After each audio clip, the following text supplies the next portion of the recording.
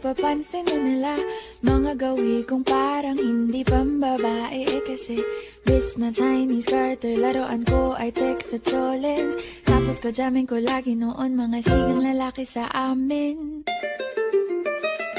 Nung ako'y mag-high school ay napabarkada sa mga bay. Curious na babae na ang hanap din ay babae. Sa halip na makeup kit, bit ko ay gitara. Tapos pormahan ko lagi ay long sleeves na t-shirt at faded na lonta.